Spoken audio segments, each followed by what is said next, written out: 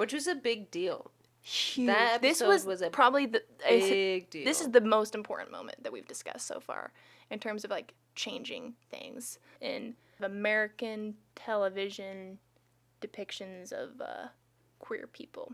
Hey there, my name is Monica Beltz, and you're listening to The Gaze Code, a podcast in which we will discuss anything and everything queer in film and television. Every voice you hear in this podcast will be queer, including my own. I am a gay human who grew up in a small town in the Midwest, so as a baby gay, almost everything I learned about who and what gay people were was from the movies. I'm an actor and a filmmaker myself, and I've always been fascinated with the history and evolution of LGBTQ+ representation in Hollywood. I am joined today by fellow queer human and filmmaker, my sister, Maria Beltz. Today we'll be discussing the evolution of gay characters on American television from the 70s, 80s, and 90s, from being controversial to being a punchline to just being around. So get comfy as we quantum leap back in time and into your television. This is the Gaze Code Podcast. A quick content warning before we dive in. This episode will discuss homophobia and very briefly violence and suicide, so please take care of yourself and feel free to sit this one out if you need to. So you were larger than I was in the 90s? Larger? You were an older babby when I was just a babby in the 90s. Right. I was 3 years old in 1990. So most of my childhood years were during the 90s. What I love about TV versus movies, because normally you'll catch me talking about movies, but what I like about TV in general is that it is more personal in the way that it is in your home, in your living room, especially back then when you couldn't really stream movies all the time. You have grandma in there, you got the kids in there, you got mom and dad. So, like, when media wanted to make these little differences and change things over time, sitcoms and TV was the way to do it because you kind of subtly got in there. I mean, you have to make an active decision to go see a movie that has a gay character. Everybody's watching TV, though. Everyone's watching TV. Sneak the queer in. Yep, and sometimes it's like, and usually it's in a long-running TV show that, you've been watching with the family for years, and characters that you already love and respect and relate to have to see what they, have to deal with gay people, which is in its own, it's kind of, but it was how they did it. It's how because at the end of the episode, they're usually like, you know what, gay people aren't so bad, which is just how you can see how it progressed. At the beginning of this episode, I was totally against this whole gay thing. Right. But now I'm thinking I can tolerate it if they're celibate and don't do anything and don't talk about being gay. I think it's okay. It's a good start, right? So we're not just going to be talking about the gay 90s. We're going to be talking about TV in the 70s and 80s. And 90s. And 90s. A lot of it is in the 90s because that's when it was talked about a lot. A lot of hot button. When it was happening. A lot of hot button issues. So in the 70s, homosexuality was still considered a mental illness at the very beginning of the 70s, and you could be arrested for being gay in most of the country. So no matter where you meet a stranger, be careful if they are too friendly, if they try to win your confidence too quickly, and if they become overly personal. One never knows when the homosexual is about. So that's the kind of environment that we're in. So when people have gay people in TV shows and they're not acting mentally ill and they're not acting like criminals, it's like a statement. Archie Bunker. I never said a guy who wears glasses is a queer. A guy who wears glasses is a four eyes. A guy who is a is a queer.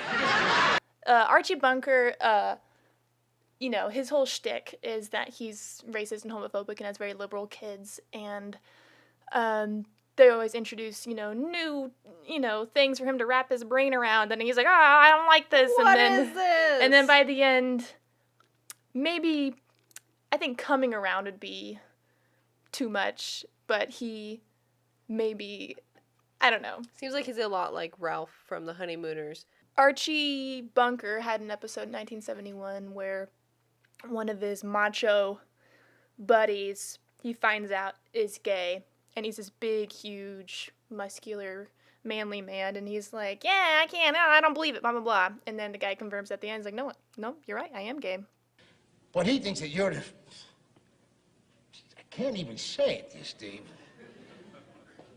He's right, Arch. Huh? And You can't be gay. Yeah, he blows his mind, right? But you're a macho man. But you're a macho. You arm Holy wrestle and you shit. do the sport. That's a great Archie Bunker impression. That was terrifying. So like I said, that in itself was a statement because he was just a regular dude. And the environment was just, it was kind of treading some dangerous waters to have that. In MASH in 1972, there's an episode where a soldier comes out to Hawkeye, and everyone is horrified, but Hawkeye defends him. Now, we don't hear from the gay people. The gay people are there, and then the straight people discuss it. So there's some straight people that are for it, some are against. So the majority of the episode is just the straight people reacting. Yes. So it is the still guy from comes the straight out, people's and point that's of pretty view. much his only lines is he comes out. Comes out, he's a gay person, and then Hawkeye's like, hey, don't you have stuff in your past that you want to keep buried? And it's like, that's nice, thank you. Like, yeah, at least you're defending him, but he's still talking about it like it's this horrible secret, but it's like, good for you, Hawkeye. You know, we all have stuff in our past that we want to keep hidden, right, Maria? Like if we've committed murder, right? Or like kiss someone of the same sex. It's all equivalent. It's on the same level. It's the same, right? In 1973, the Mary Tyler Moore Show has an episode called My Brother's Keeper, where Phyllis, a friend of Mary Tyler Moore, is trying to set her brother up with her, and they don't really have any chemistry. And then is it because he gay? We'll get there. I just feel like that's probably where it's going. Just usually because in the this nature of podcast, it's gonna go to a gay place. If it doesn't start gay, it's gonna end gay. So there's this character Rhoda who Phyllis hates like so much, and Rhoda and her brother are just hitting it off, having a great time, and Phyllis is just losing her shit because she hates Rhoda, and she's like, oh my god, Rhoda and my brother are gonna like get married, and I hate it, this is awful. And at the end, Rhoda tells Phyllis, oh no, he's gay. Ben and I aren't getting married. He's not my type. What do you mean, he's not your type? He is witty, he is attractive, he's successful, he's single, he's gay. Like, and the reaction that Phyllis has, to this news in 1973 is, oh, thank God. Oh, Rhoda, I'm so relieved. Because he's not going to be with Rhoda. Yeah, and it's a positive reaction. It's like, oh, okay, thank God he's gay. And that was in 1973? 1973. And then that's pretty remarkable. Yeah, and at the end of the episode, it may seem kind of not that big of a deal, but all of them are hanging out together, and he's playing the piano, and they're like drinking wine, all hanging out as friends. So he doesn't get shunned. Doesn't get shunned. He's out and openly gay. It's good for the and 70s. They're all hanging out. Yeah. And this show's set in Minneapolis, when at the time it was still illegal to be gay in this area. So they were representing a gay character, as a normal, nice guy. But also in that same year, homosexuality is officially removed from the list of mental illnesses, right? 1973. Little golf clap. Golf clap. So there's a couple more things from Archie Bunker where he has to deal with people like with more gays. Yeah, he saves a woman's life by giving her mouth to mouth, and then oh my god, it turns out that she's a transvestite as she self-identifies, a female impersonator, and he has to deal with that. I will just say thank you, miss, unless you girls like to be called Ms. Why don't you call me Mr.? And I don't, that's the thing. At the end of these episodes, does he actually go, you know what, I'm okay with that, or is it just him dealing with it?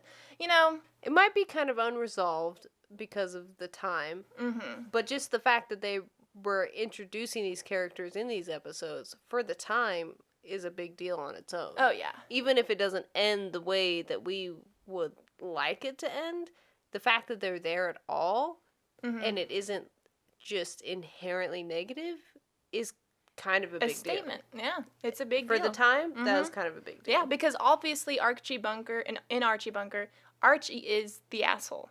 The issue is that he's, all the gay people around him are normal. That's kind of the whole premise of the show, right? Yeah. He's the asshole. He's the asshole. All the time. So in the 70s, we only heard from straight people. Gay people didn't really have a voice. It was still kind of funny to be gay. Being gay was still a punchline. And in the 80s, obviously that whole decade was defined by the AIDS crisis. Which shows that the lifestyle of some male homosexuals has triggered an epidemic of a rare form of cancer. And so that influenced TV greatly, positively and negatively, because while there was a lot of fear around gay people, it really lit a fire under the queer community in terms of being really loud and rowdy and protesting and making a big statement. Because at this point, they've been discriminated against before, but now it was becoming like a life or death situation. They were dying. They were dying, and people were so afraid of them that people were committing violence towards queer people more because of this fear. Was there an uptick or something? Because that's kind of always been the case, right? People committing violence against queer but people were now queer. seeing this as queer people were spreading this gay cancer is what they called it. When did they think they could just catch it? They thought they could catch it like the flu, and so. I would say I'm surprised, but you're not. I'm not surprised. People have surprised me with how disappointing they could be. Exactly. So, because the queer community got really loud and really life or death, this is a survival situation, coming out became a big deal because that was a part of helping stop the spread, was letting everyone know that you were gay and being out as that was a big deal, and they were trying to promote coming out. And so coming out became a big thing in the 80s, and normalizing coming out and not being ostracized was happening a lot more. Can you imagine being an adult out queer person in the 80s and what that must have been like? Horrible. Yeah. It's still hard now in 2020. It can still be a scary thing where you don't necessarily you're a little careful in certain situations, especially in certain parts of the world and even certain parts of the country. It's it's right now, it's still a little scary. Yeah. And can be a little unsafe. And so it's imagining back then. Those people were fucking brave. I don't know. Yeah. Can we cuss on this podcast? Yeah. Okay. It's marked E for explicit. All right. Props to the old queers, because yeah, they paved the way for us to be able to just to have things chill. like this podcast, and it's it's okay. Yeah. It's wild. Yeah, and this was probably obviously after the Stonewall riots in 1969, LGBT activists were louder, but this decade was probably the point when your mainstream audience was acknowledging it and being oh, okay, these are real people. And it was just at the very beginning. Very beginning. People like that on TV.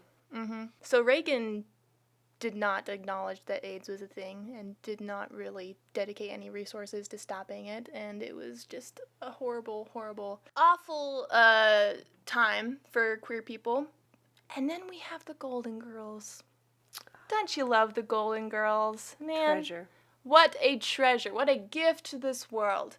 In 1986, there's a quote that Sophia says in an episode called Isn't It Romantic, where she says, "If one of my kids was gay..." Is that your impression?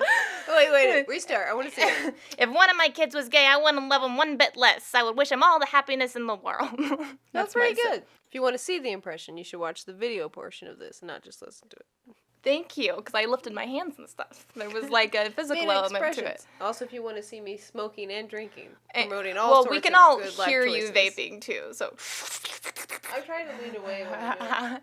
And then in 1988, they had another episode called Scared Straight, where Blanche's brother comes out of the closet, and Blanche is very upset. She just eventually has to get used to the idea that he is gay, and that's quote-unquote okay.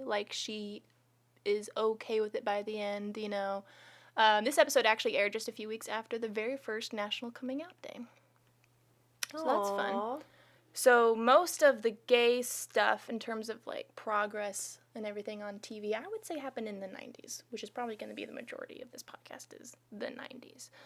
When a lot of it started happening where you were seeing more gay people on TV and it was becoming more normalized, you know what I mean? Mm-hmm. It wasn't shocking necessarily to see a gay character. It wasn't always portrayed awesome, but there were a lot of good positive portrayals, and it was just more frequent, which is also good on its own. You know? Because just the more often you see something, whether you like it or not, it's normalized a little bit more and more each time you see it, which is good. It is good. Yeah. It makes a big difference. Representation is huge. It makes such a huge difference. Super important for people who aren't queer to see queer characters and any kind of representation, really, of any sort of minority or marginalized group, because they're like, oh, they're a person that I can empathize with. They're a whole, complete human. Exposure therapy. It makes a huge difference. And like I said, whether you like it or not, the more often you see it, the less shocking it is every time. So in the 90s, gays start speaking for themselves. They start having feelings. They start being empathetic. They start being real people. It becomes less of a source of fear or a problem to solve, and more just like they're there and they're a part of this, world, which is nice. In 1991, the very first serious lawsuit over gay marriage had just been filed in Hawaii, which made gay marriage a hot topic because it would be super legitimizing. People were talking about it. Yeah. Whether they were saying good things or bad things, people were talking about it. People were talking about it. It was on their minds. Yeah. And so yeah. it was also on TV. So therefore, it was on TV. Another one, okay, so in 1991, we got the Golden Girls again. It's an episode called Sister of the Bride, where Blanche's brother makes a return and tells her that he's getting married. And even though she said that she was okay with him being gay last time, she is like, oh, I'm not okay with this. She's not okay with the getting married part of it. Right, there's a part in the episode where he's like, you said you're okay with it. What does that mean? As long as I'm celibate? What did you mean when you told me that you could accept my being gay? Did you mean it was okay so long as I was celibate? It was okay so long as I don't fall in love? Doug is a part of the family now, my family. And if you don't like it, then you don't have to be a part of my family. That you're okay with that, but you're not okay if I fall in love or like want to get married. You're not okay with that. What does it mean that you're okay with it exactly? Right, you're okay with my existence. I just can't do anything about it. Exactly. Gotcha. Yeah. And then they have that famous scene with Sophia. Oh, look, I can accept the fact that he's gay, but why does he have to slip a ring on this guy's finger so the whole world will know? Why did you marry George? We loved each other. We wanted to make a lifetime commitment, wanted everybody to know. That's what Doug and Clayton want, too. Everyone wants someone to grow old with, and shouldn't everyone have that chance? Her little heart softens, and it's really great. The Golden Girls was just a great show for all kinds of things. All kinds of things. They were super progressive and sweet and adorable. Like, they're a bunch of little old ladies. Like, whatever they say, you just go like, okay, cool. Like, they must be right. They must be right by the end of the episode. Maybe not at the beginning. Maybe not at the beginning. There's a show called Rock, R-O-C. I don't even know if I'm pronouncing that right. Where TV has its first same-sex commitment ceremony. That's again in 1991. The very first one on TV? Mm-hmm. Wow. So that was both in 1991. People were talking about gay marriage a lot. In 1992, gays in the military was a hot topic. Very controversial. Because due to the fact that hunting down queer military members and throwing them out was costing the military millions of dollars a year. So people were like, should we keep doing this? This seems like a waste of money. What a time to be alive. What a time to be a gay.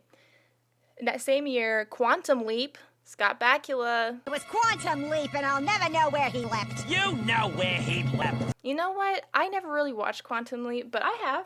It seems older like than you. Good. Like, I was watching and I was like, this is a good concept. It's weird. It's a good concept for a show. It is kind of interesting. Now that you put it in like a queer light, I've never really looked at it that way before because I watched it when I was very young and didn't think in these terms very often. But he so he goes in the body of different people, right? Theorizing that one could time travel within his own lifetime, Dr. Sam Beckett stepped into the Quantum Leap accelerator So oftentimes he is like a woman, Yeah. you know, and I'm sure there are episodes where this woman has a love interest and he's trying to like Oh, yeah. be that person for her and fix her life. His whole thing is like he fixes their life while he's in their body.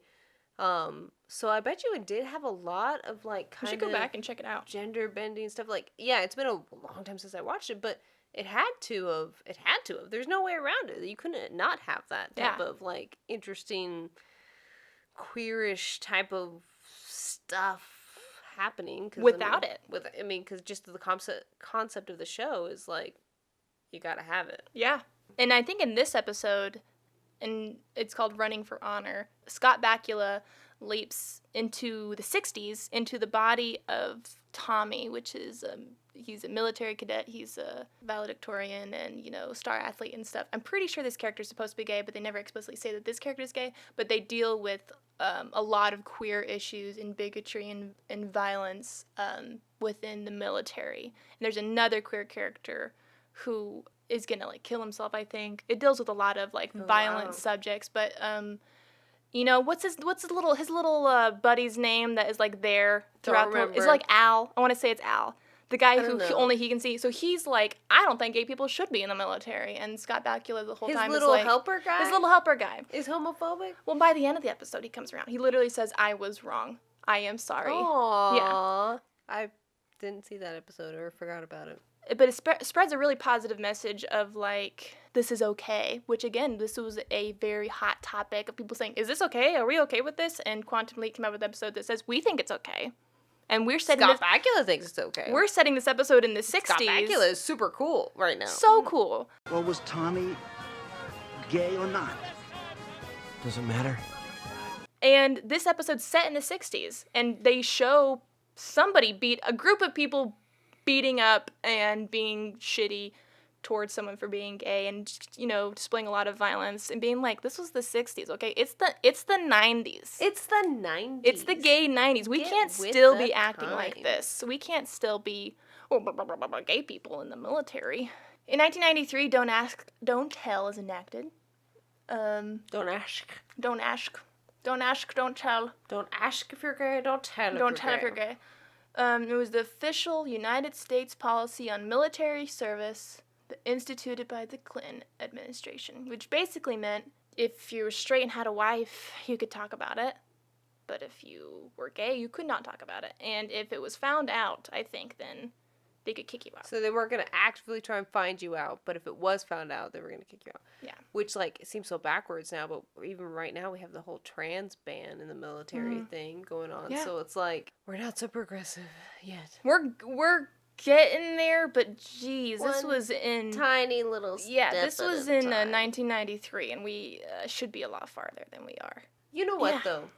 If I could take a tiny sidebar Let's do on it. that subject. In some ways it feels like, oh, we're getting nowhere.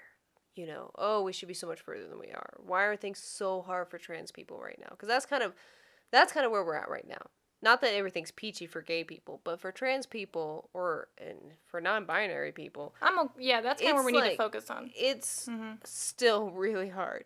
But the thing is that all the ugliness and all the backlash, in some ways you can look at it as being like, it is actually a sign that things are going where we want them to. Because if everything was how homophobic and transphobic people wanted it, we wouldn't even be talking about it. The fact that people are getting so angry and doing stupid things like bathroom bills and shit like that, and trans military ban and stuff like that, it means that there's more visibility, there's more people talking about it, there's more good things happening. There are more trans people being elected into official office right now. It is a huge thing. That is why there's so much backlash. That's why there's so much hate and ugliness. In a way, hate and ugliness is actually a sign that things are trending in the right direction, because there's no way you would get there without some kind of resistance. If people weren't upset, that means we're probably not working hard enough. Right. If people weren't upset, that means that we're not making things happen. So it is a good thing. I definitely think that all the focus, or most of the focus, should be on genderqueer issues, trans issues. That's kind of at the forefront right now, Yeah. for sure. You know, it seems like trans people are kind of in the hot seat right now. Non-binary people generally aren't even acknowledged by most of society. What is that? Who? What? It's like, how can that be a problem if we don't even acknowledge that you exist? Right. Once we are aware that you exist, then we're gonna be mad about it. But for now, you're okay. For now, we're just mad about the trans people. Yeah. But yeah, it's one step at a time. You know what I mean? One step every 15 years. Right. You know, we'll get there. On our first episode when we talked about how shit was in the 40s and 50s, yeah, we're doing peachy compared to that shit. We're doing good. And we're not all the way there, but holy shit. We're a lot farther than we were. And it can be kind of disheartening when you're like, oh wow, gay marriage has only been legal for 5 years. Oh my god, that seems unreal. Right? That's such a small amount of time. It's a tiny amount of time. Or the fact that only last year did the Supreme Court decide that you cannot be fired for being queer. Mm-hmm. Only last year was that decided. And the thing is, what's crazy is like when that whole Supreme Court decision was going on, and I was talking to people about it, they're like, wait, that's not already illegal. It's like, no, you would think. You would think it would be illegal to fire someone for being trans. Well, that's usually how it works.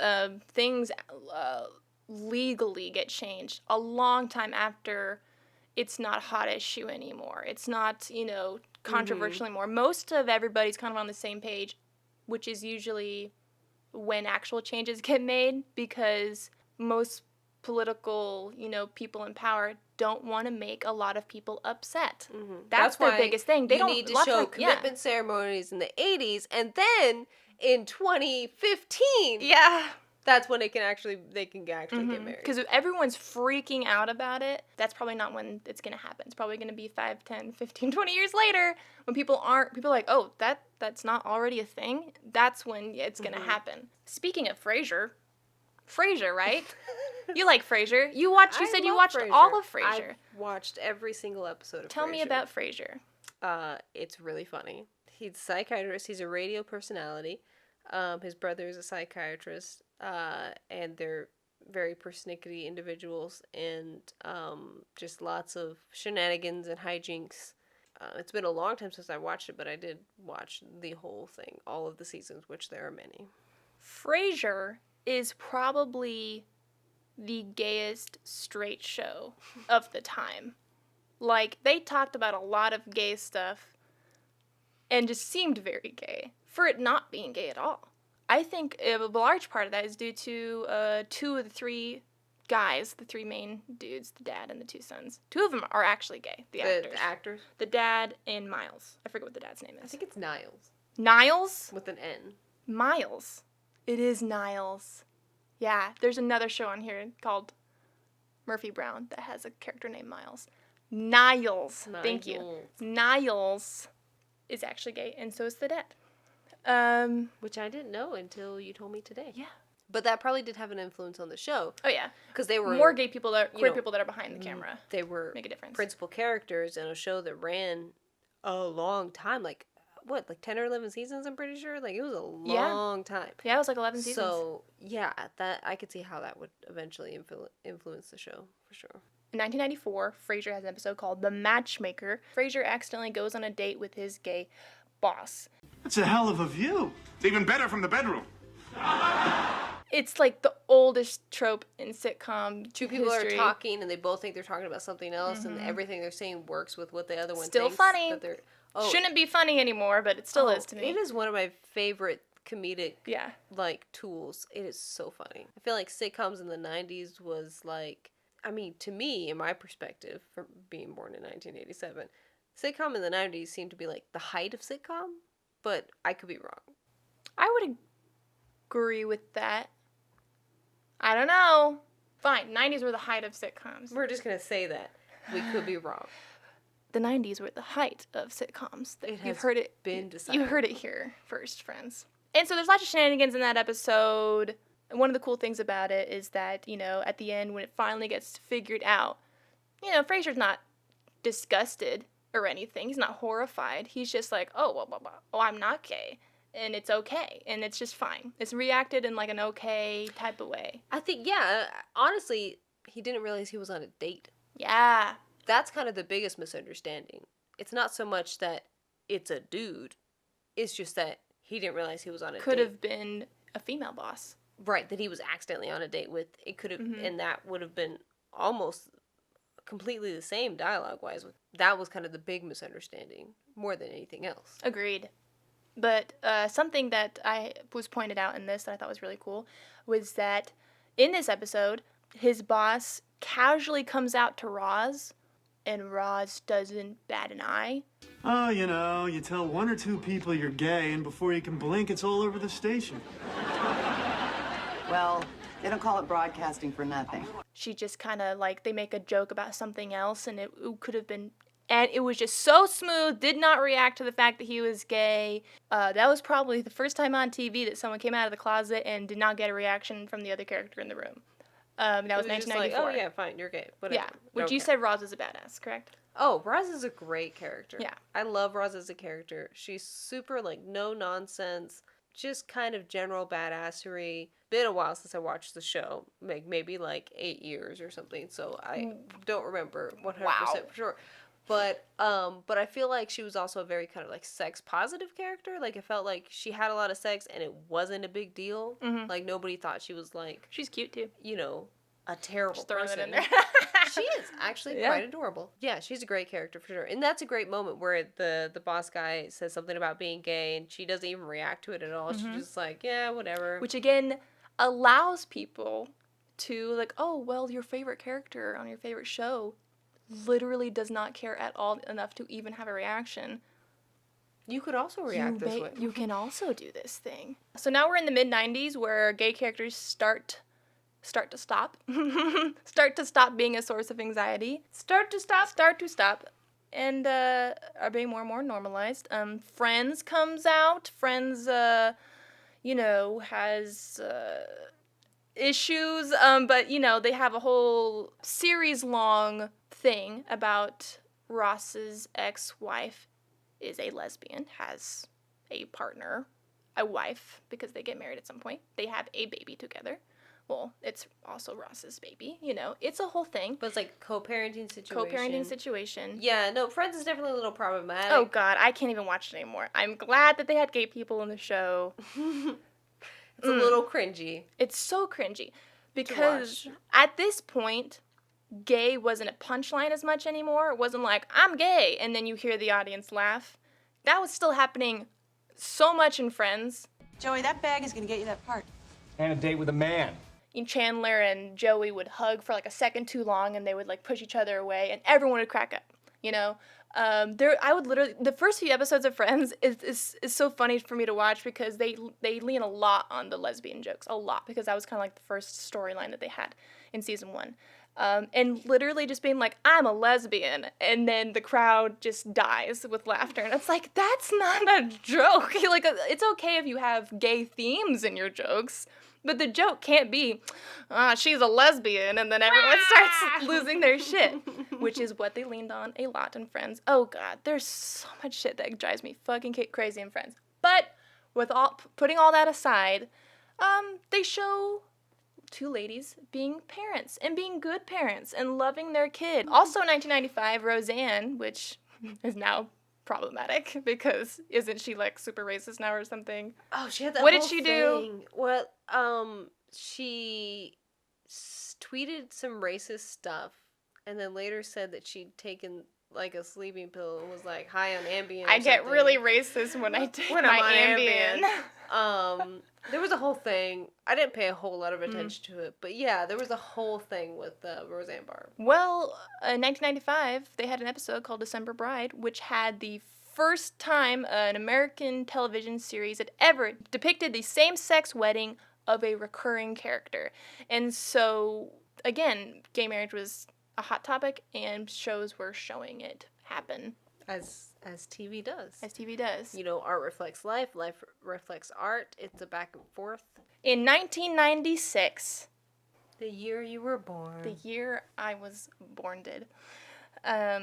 Bill Clinton signed the Defense of Marriage Act. Mm-hmm. So it defined marriage for federal purposes as a union of one man and one woman and allowed states to refuse to recognize same-sex marriages granted under the laws of other states.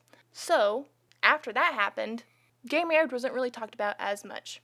But in the TVs. Yeah, but I think right before that happened is when Friends had tube. their. That's what they called TV in the 90s. Friends had their lesbian wedding, right before the Defense of Marriage Act was signed. But then after that, there wasn't really a lot of talk about gay marriage, because it just seemed like killed. Frasier makes his way back with another episode called The Impossible Dream, where Frasier panics over having a recurring homoerotic dream about a coworker of his. Then the shower turns off. Out from the bathroom steps a man. All right, go ahead. Let me have it. Are you saying that now, or is that a quote from the dream? And genuinely, like, discusses, like, oh, you know, am I gay? Is my subconscious trying to tell me something? And he's not doing it so much in the way of, like, fear that he is. He's just, I don't know, psychoanalyzing himself, maybe. I don't know. But in the end, it turns out that was not the case. He was not gay. He just didn't have anyone good to analyze for a hot minute or something like that. It wasn't like he was disgusted at the thought that he might be gay. He was just like... genuinely trying to figure it out. Okay. In 1997, The Simpsons, which, you know, The Simpsons, right? Has an episode called Homer's Phobia, where Homer has a new gay friend, John, and John is gay, obviously, his gay friend, and is smart and funny and confident and cool and fun. And the whole thing of the episode is Homer's bigotry and issue that he has with it. No, they're just, Queer? Yeah, and that's another thing. I resent you people using that word. That's our word for making fun of you. We need it. And everyone else being like, yo, you need to chill the fuck out. And by the end, he chills the fuck out. It's a great episode. Well, Homer, I won your respect, and all I had to do was save your life. Now, if every gay man could just do the same, you'd be set. Amen to that. Mainly, in 1997, the biggest thing that happened was Ellen had a show where she came out of the closet after being established for a few seasons, and she was the main character, and it was the first time the main character of a TV show came out as gay, ever, and then was expected to just continue the show living like a out gay woman. Why do I have to be so ashamed? I mean, why can't I just say the truth? I mean, be who I am. I'm 35 years old. I'm so afraid to tell people. I mean, Susan, I'm gay. Which was a big deal. Huge. That episode was a probably the big deal. This is the most important moment that we've discussed so far in terms of, like, changing things. After months of speculation and a seemingly endless media frenzy, the TV sitcom character Ellen is set to announce she's a lesbian. The audience could be there in record numbers. Over 2,000 people attended a party. I think people are interested in this sitcom history. I know there's lots of weird controversy over Ellen right now, but she genuinely did pave the way.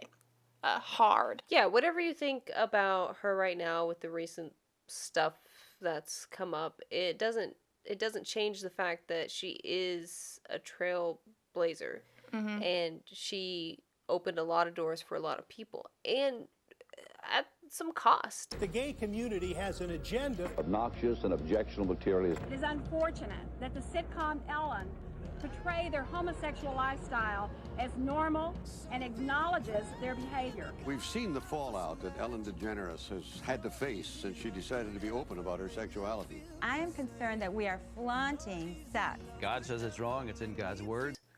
You know what I mean?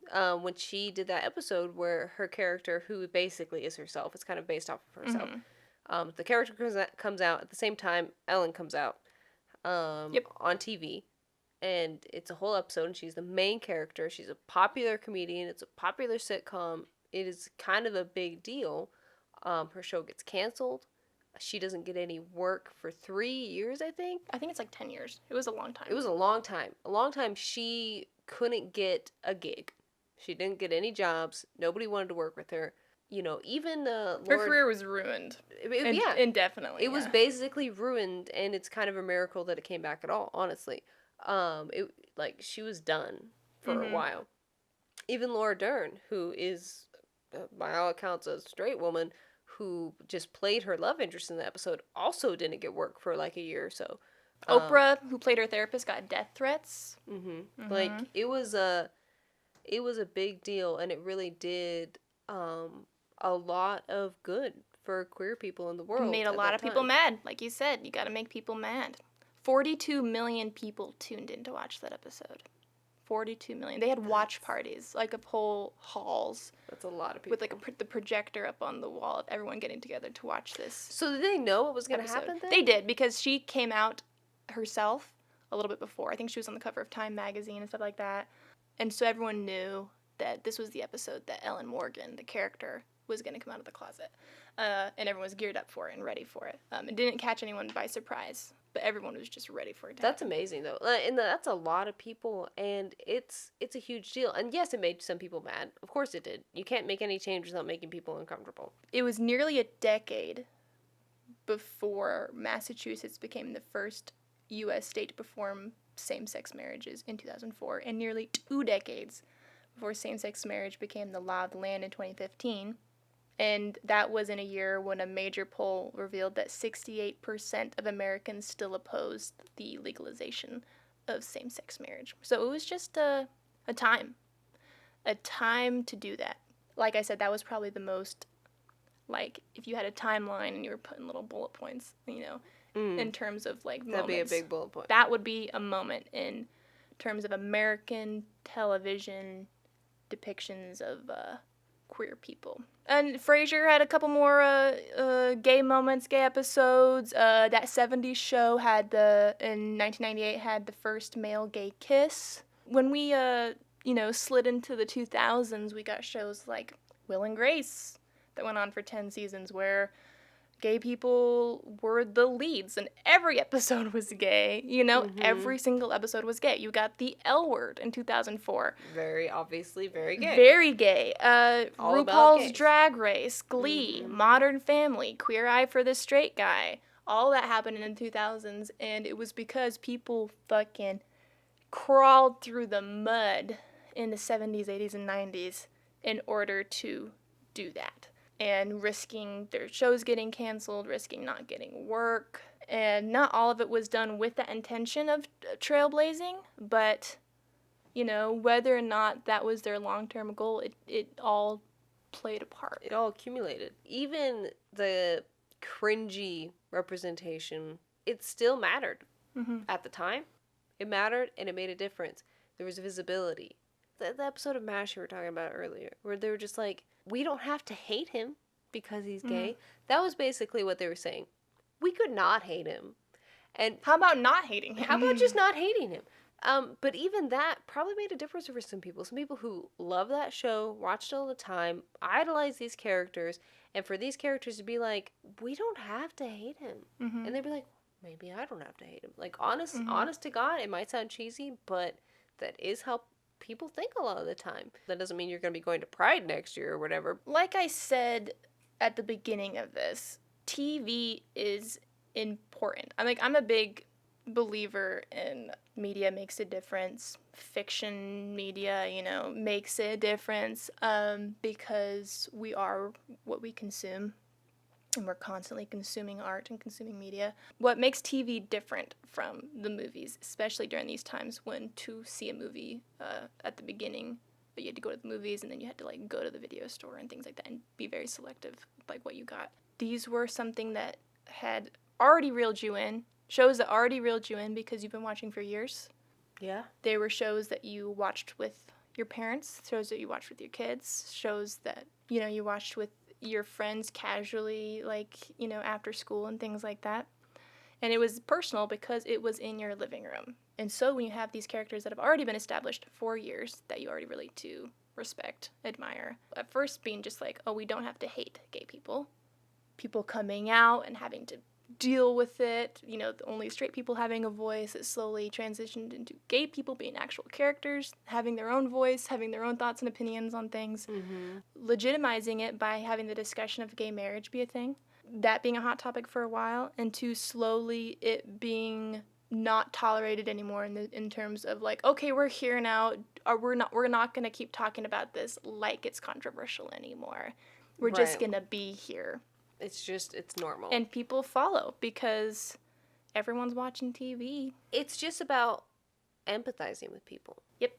If, like you are a parent and you want your kid to be a good person, then you want to show them books and movies and TV shows that are populated by people who are not like them. So that when they see people who are of a different race or a different, orientation or what have you, they relate to that character, they empathize with that character, and they see them as a whole human being. And honestly, I know we often jump to this is how you make a difference, like the serious side of this, but also it's just fun to have gay people in things. It's a delight. Because we are a gay people. And we are a gay we are a gay people. I can't imagine in that climate how affirming that would feel. Mm-hmm. How affirming that would feel in like the 70s, 80s, and 90s, seeing gay people being gay and that's okay on TV. Would probably make a huge difference. And we keep talking about straight people coming around to the idea, but also it's like how affirming to, all the queer people watching. Right, to like see themselves on TV. It's huge. And you might not realize how huge it is if you're really used to seeing people like you on TV. Yeah, I have to like readjust my brain when I'm doing this research because everything seems so normalized to me now that it's like, oh no, this is shocking. This was shocking at the time. When you don't ever see anybody like you on TV or in the movies, when you finally do, it's a huge deal. And I do feel like I should point out that, unless I'm wrong, every single example that we have talked about in this episode were white people. Every single one. So I think so, yeah. That's another part of it. That's another part of it where representation. It's like representation matters, and even as it was starting to be okay to be gay, it was too far to be, POC-ing gay. That was too much for them back then, and I think that's worth pointing out. Yeah, that it's way more rare. There are some instances, but it is really rare. Really rare. And I'm not saying that that didn't happen back then, because I know for a fact that it did. They did have people of color, queer characters back then. But it was more rare. But every example I just talked about was not the case. So we're always around 20 years, I would say, ahead in terms of progress as white queer people. Always. When I look back, I'm just like, it's okay to be a gay white guy. But, it's on TV anyway, so. Yeah, you definitely have to look at it in more depth. You can't just be like, well, look at this. Look at all this progress being great. made. It's like, well, it's great for some people. It's still not great for other people. And you really do have to take a more comprehensive look at it all when you're kind of like looking at how far we've come. Think about whose faces those are, who have we come so far for? Yep. But we're still fighting and we're still going and we still have a lot of movies and TV ahead of us. Do you have any final thoughts on the gay 90s, Maria? Besides being a gay in the 90s? I would just have to say, come on, guys. It's the 90s. It's the 90s. It's the 90s. We can't still be acting like this. It's the 90s. I want to never stop saying it's the 90s, I think we should bring that back. Yeah. I think we should start in a saying big it way. again. It's the 90s. Thank you, everybody, for listening.